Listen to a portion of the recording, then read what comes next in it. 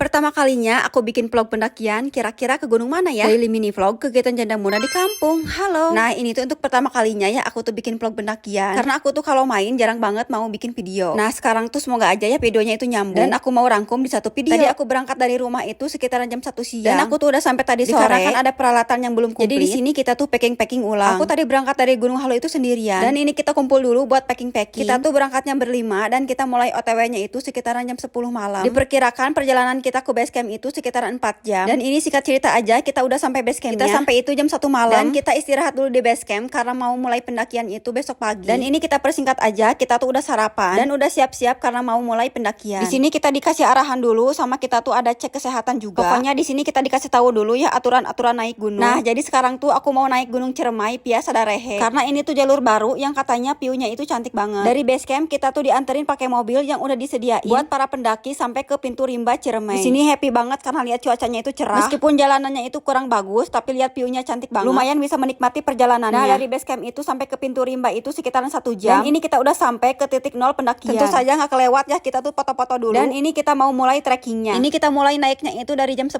Dan diperkirakan kita tuh sampai ke camp area itu sekitaran jam 6. Karena niatnya kita mau ngecamp di pos 8. Sebelum kita mulai trekking, yang pastinya kita udah berdoa dulu. Karena ini perjalanannya itu lama banget. Kita jalannya santai aja biar tenaganya gak langsung habis. Karena ini kita naiknya itu di hari Sabtu. Jadi lumayan juga banyak yang naik di hari ini. Perjalanan kurang lebih 50 menitan dari pintu rimba kita udah sampai di pos 1. Dan lanjut 40 menitan lagi kita udah sampai ke pos 2. Di setiap pos kita berhenti dulu sekitaran 10 menitan buat istirahat sama makan cemilan biar tenaganya keisi. Nah, dari pos 2 ke pos 3 itu tiba-tiba hujan. Jadi kita berhenti dulu di sini buat kita pakai jas hujan dulu. Karena cuaca di gunung itu gak bisa banget ditebak. Tadi di bawah kelihatannya itu cerah panas. Baru kurang lebih 2 jaman tiba-tiba hujan. Udah pasti jalanannya itu bikin licin. Dan trekking di gunung ini tuh bener-bener nanjak banget. Jarang banget ada landainya. Dan ini antar posnya itu jaraknya jauh banget. Pokoknya mah bener-bener nguras tenaga banget. Nah, singkat cerita aja, kita tuh udah sampai di pos 3. Dikarenakan di sini tuh hujannya makin besar ya. Dan kebetulan juga di sini tuh ada tempat istirahat. Jadi kita memutuskan buat istirahat dulu sebentar sambil nunggu hujannya agak redaan. Dan gak lama dari itu kita mulai lagi perjalanan. Di sini kabutnya itu udah mulai tebel dan kita udah sampai di pos 4. Nah, dari pos 3 sampai seterusnya itu jalanannya itu nanjak banget. Dan jalanannya itu curam. Dikarenakan cuacanya gak mendukung buat kita ngecamp di pos 8. Jadi kita memutuskan buat ngecamp di pos 6 aja. Kita sampai di pos 6 itu sekitaran jam 4 sore. Dan langsung aja kita istirahat dan sebagian ngediriin tenda. Dan makin kesini tuh badannya makin besar. Dan ini tuh gak kuat, dingin banget. Pilihan yang tepat, kita gak maksain buat ngecamp di pos 8. Dan singkat cerita aja, kita tuh mulai summit dari jam 3 subuh. Karena perkiraan sampai puncak itu butuh waktu 3 jam. Sebelum kita mulai trekking, yang pastinya kita udah sarapan dulu dan kita berdoa. Dan ini cuacanya dingin banget karena hujan juga. Nah, kurang lebih 2 jam perjalanan kita udah sampai di pos 8. Dan ini tuh pos terakhir untuk sampai ke puncak. Sayang banget aku tuh muncak dalam keadaan cuaca kayak Padahal gini. Ini tuh kalau cerah pemandangannya itu bagus banget. Dari pos 7 sampai ke puncak itu disuguhi sama pemandangan bunga edelweiss. Dan tadi juga di pos 8 itu ada sabana yang luas.